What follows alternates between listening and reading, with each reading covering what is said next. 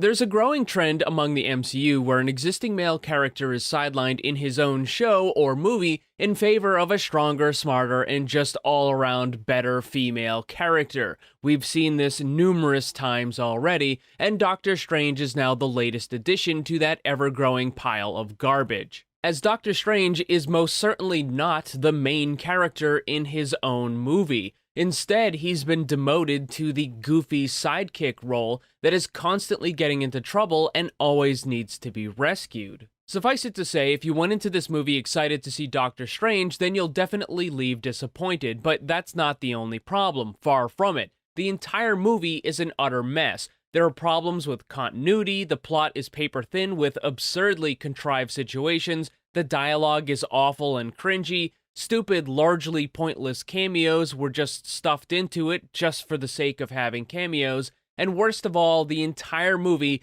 from start to finish, is a non-stop woke dumpster fire that of course emphasizes the MCU. She was such a strong female woman. I'll be making a full breakdown of this movie as soon as it becomes available as a digital release, but for now I want to go over a brief synopsis and touch on some of the high points, or rather I should say the low points of this movie. I don't feel like I really need to say this, but I will anyways for anyone that happens to be new to the channel. This video, like all my other videos, will contain spoilers, but it's not really something that you should have to worry about since this movie is so terrible, you shouldn't be watching it anyways. That's why I'm here. I will suffer through this garbage so that you don't have to.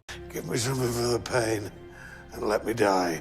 But unfortunately, there was another new character added to the movie, and it's one of the most awful and cringe to ever exist. America Chavez was pulled right out of the Marvel bucket of colossal woke failures and slapped into this movie. And she won't be the only one, of course. There are several other massively failed comic book characters like Ms. Marvel, Ironheart, and the ever-forgettable female Thor that will soon rise from the sewers to grace the MCU.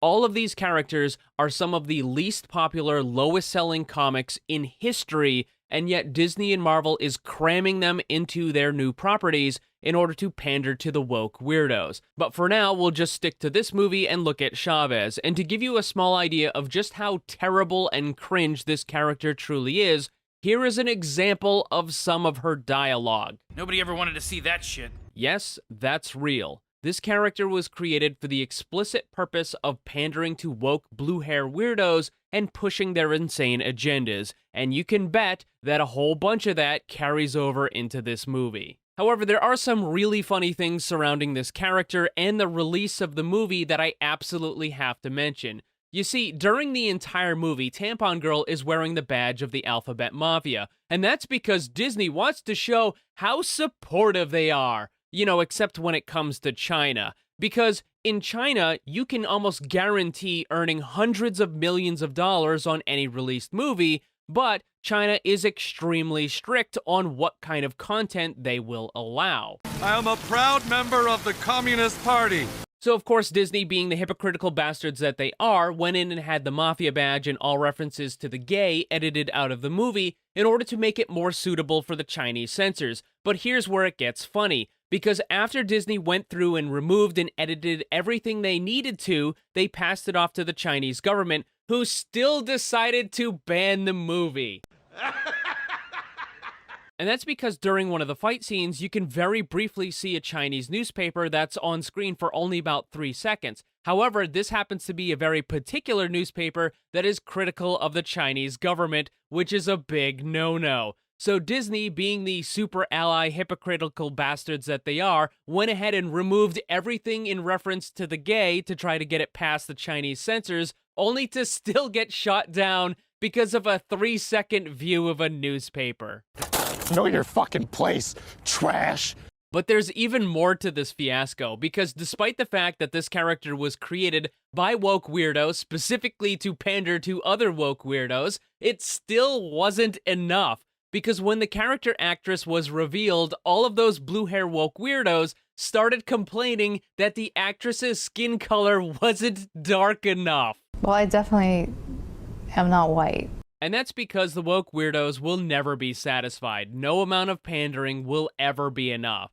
Disney tried to play both sides in this situation. They tried to pander to both the woke weirdos and the Chinese censors, and they lost on every account. But let's get to the plot of the movie. It starts with an alternate version of Doctor Strange and Tampon Girl being chased by a demon. It's trying to capture her so that it can steal her powers. And this version of Doctor Strange almost immediately betrays her and ends up dying a few seconds later while she escapes to the main MCU. Meanwhile, Doctor Strange from the primary MCU is attending Christine's wedding, which is hilariously artificial. When looking at the people sitting in the church, there is absolutely no question that there was a literal checklist with a quota being applied to all of the extra characters in this scene. There's a Muslim woman sitting next to an Asian man, who's sitting next to a black woman, who's sitting next to a Hispanic man, and you get the idea. On and on it goes.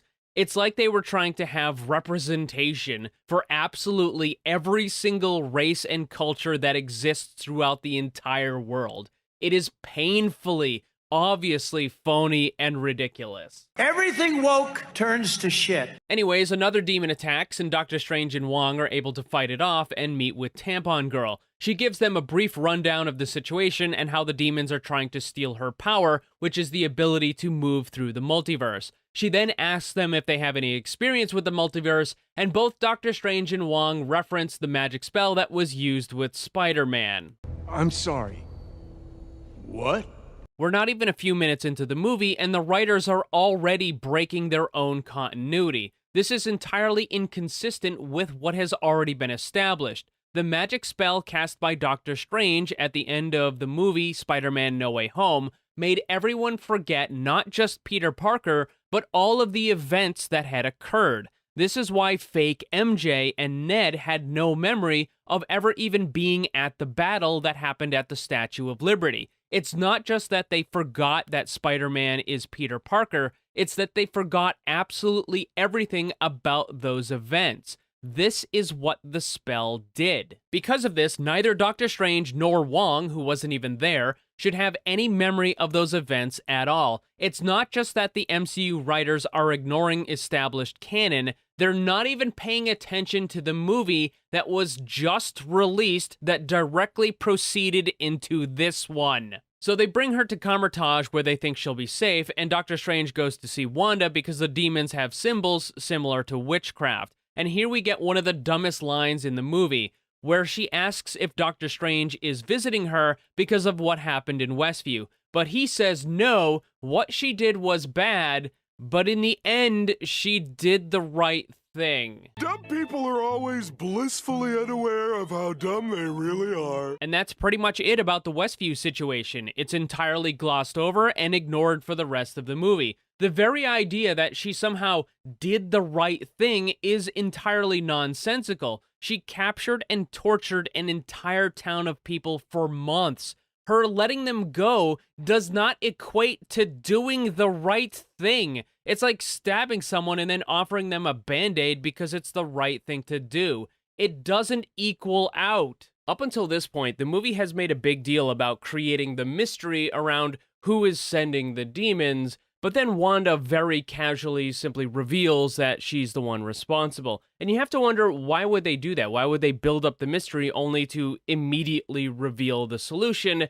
And of course, it has to do with that unfortunate thing, subverting expectations. Oh, not this again. Having a twist and subverting the expectations of your viewership in and of itself is not a bad thing, but it needs to be done in the correct way. Unfortunately, ever since Roundhead Rian Johnson ruined The Last Jedi, every other hack, no-talent writer in Hollywood has been trying to do the same thing, where they will constantly add these stupid and nonsensical twists and try to subvert the expectations of the viewers in ways that just didn't really need to be included. And unfortunately, this isn't the only time it happens in the movie. There are several more occasions where you have your expectations subverted in rather dumb and lazy ways. But continuing, the reason why Wanda wants to steal the power from Tampon Girl is so that she can travel to another universe where she can then be with her children that actually exist in that universe. But oddly enough, Vision is not in this movie at all, and they almost never even bring him up. I think he's mentioned once or twice throughout the entire movie. That brings up another good question. At the end of the WandaVision series, Vision, the real Vision, was brought back to life. His body was reactivated, and he was able to get all of his memories back. So you're telling me from the end of that WandaVision series until now, Vision has never tried to contact Wanda, and Wanda has never tried to find him? The movie completely ignores this, and Wanda behaves as if she simply doesn't care about Vision anymore, which makes absolutely no sense. For some reason. Regardless, Wanda attacks Kamar-Taj, killing most everybody there, and kicks Doctor Strange ass until the point where Tampon Girl needs to save him by opening a portal to another reality. And this is the first of many times that Doctor Strange needs to be saved by strong female character in his own movie. The two arrive in a new universe where we get one of the laziest pieces of plot development I have ever seen. The Earth of this particular reality has a significant technological advantage over the Prime MCU. As Doctor Strange and Tampon Girl are walking through the city, they come across a store that apparently sells your own memories. If a person steps on a device that's embedded into the sidewalk outside the store, and somehow it's able to instantly replay a memory from that person's past. But it doesn't just allow you to relive it, instead it projects the entire memory onto a gigantic video screen that everyone is capable of seeing, and right away you can probably figure out there's some pretty big problems with this system. There are going to be any number of inappropriate memories that would be on display for everyone to see. But instead of getting some random embarrassing memory, which almost certainly would have happened, each character gets the single most important memory that is absolutely crucial for the plot to move forward. Doctor Strange sees a memory of him receiving a watch as a gift from Christine, which he then needs to use in order to solve some sort of puzzle later on and escape a dangerous situation. Very convenient. However, when Tampon Girl steps on the memory device, she sees the first time she accidentally used her power, which pulled her through the multiverse, while possibly killing her own mother and her mother's special overnight friend. And her memory is extremely important for the plot development at the end of the movie. I cannot express how utterly contrived and immeasurably lazy this entire scene is. The writers needed to include important information that could be used later to solve plot problems, and rather than having this information develop naturally through dialogue or experience, instead, it's simply shown on a giant screen for the characters to see through some sort of bullshit memory technology. This is the absolute epitome of lazy fucking writing, but don't worry, it gets worse. Something that I noticed during the video of the memory was that for some bizarre reason, the memory is not shown as it should be through the eyes of the person, because that's how memories work. Instead, the memory is being projected as if it's displayed and recorded by a third-person camera that was somehow floating around in the area. This is not what memories look like when you try to remember them. You would not be able to see the events that are occurring behind you. Even if we accept the idea of the bullshit memory technology, there is still absolutely no way it would be able to know what was happening behind the person, because those things are not themselves in the person's memory. They were never witnessed. So not only is this entire scene stupid, contrived, and lazy, it also just doesn't make any damn sense. The two are eventually captured by a superhero group called the Illuminati, but there's another little tidbit of inconsistency. During the discussion about the multiverse, Doctor Strange is told that he comes from Universe 616, which is wrong. The MCU Prime Universe is 199999. Earth 616 is the comic book universe. Now, both the MCU and the comic book universe are supposed to exist within the same multiverse, so they can't both be Earth 616. That's not how it works. And Earth 616 in the comics is dramatically different from the MCU. Why is this important? Because again, it shows that the writers don't pay attention to the source material and they have no idea what they're doing. I am shocked and appalled. Regardless, the members of the Illuminati are Black Bolt from that incredibly awful TV show, Peggy Carter, who has the super serum, Mordo as the Sorcerer Supreme, Maria Rambeau as Captain Marvel, who somehow manages to be even more insufferable than Brie Larson, which I didn't really think was possible, but congrats, I guess. The last two members are the biggest surprise cameos, which is Charles Xavier, once again played by Patrick Stewart, and Mr. Fantastic, who is played by John Krasinski. But don't get too excited, because these characters only have about 2 minutes worth of screen time until they get unceremoniously killed off. Wanda uses a spell to take over the body of the other alternate Wanda that exists within that universe, and then she tracks down Doctor Strange and Tampon Girl. She goes to the building and is confronted by 4 of the members of the Illuminati. Mordo and Professor X stay behind to talk to Doctor Strange, but the others go to fight Wanda, and I use the word fight loosely because both Mr. Fantastic and Black Bolt die instantly. Of course, this is because the MCU has become the MCU, and only PGe and Captain Marvel are able to actually fight against Wanda because gotta cram in as many of those girl power scenes as possible. Obi, when it fits a woman.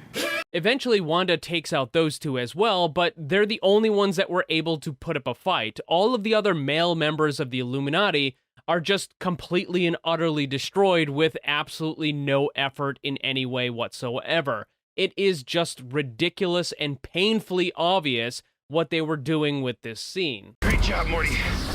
A feminist masterpiece. But what's worse is that this stupid scene once again breaks continuity and creates yet more problems moving forward, because the way that she deals with Mr. Fantastic is she uses her powers to kind of unravel and stretch him out until he just kind of stops being alive, which doesn't make any sense, because if you know anything about Mr. Fantastic from the comics, that is his power. It's the stretchy thing. You can stretch him an incredible amount. You can unravel the character. It's not going to kill him in any way. Again, it's the writers of this movie just not paying attention to the source material. But what's even dumber is that this whole process takes about 10 seconds to happen, and in the meantime, none of the other members of the Illuminati do anything to try to stop it. They just kind of stand there looking dumbfounded. And then we have what happens to Black Bolt. Now, his power is to project energy out of his mouth. Even speaking or whispering causes a massive amount of energy to be released.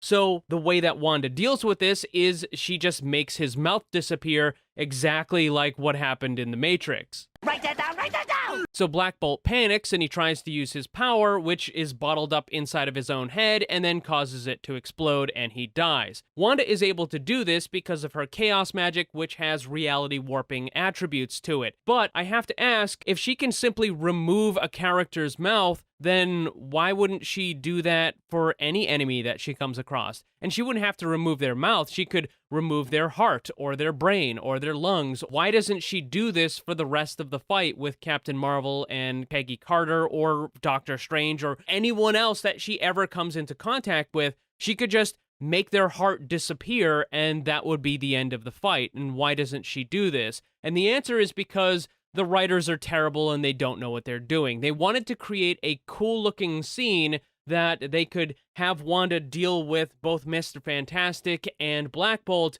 but then it brings up problems where why doesn't she just continue doing this? And the way that they deal with it is they just make Wanda forget that she can, and for the rest of the movie, she never does this sort of thing again, which is really dumb and lazy. The rest of the movie can be boiled down to Doctor Strange travels around getting his ass handed to him, and he needs to be rescued by one strong woman character or another. And at one point, he's being attacked by some sort of angry spirits, and he can't figure out how to deal with them until Christine has to explicitly tell him, hey, dummy, use magic on the spirits, because apparently Doctor Strange forgot that he could use magic. But what's truly awful is the final battle and the culmination of the movie, where it sees Doctor Strange getting slapped around by Wanda until eventually he's just laying on the ground helpless like a little bitch and needs to be rescued by Tampon Girl, who's able to defeat Wanda. He has been sidelined to the point where he's not even the hero in his own movie. But don't worry, it gets worse. During the post-credit scene, we have a look at what's in store for Doctor Strange in the future, and it turns out he's going to continue being a bitch. While Doctor Strange is walking down the street, he's suddenly met with a woman named Clea. She immediately insults him and calls him a coward. She also accuses him of being responsible for an incursion, which is when two universes collide and destroy each other. She demands that he follow her so he can fix it, so we already know what's going to happen in Doctor Strange 3. He's going to continue being nothing more than a side character in his own movie in favor of a strong woman character. At this point, I get the distinct feeling that the alternate Doctor Strange that died earlier in the movie ended up with the better situation, because at least now he doesn't have to see how much of a joke Doctor Strange has become in the MCU.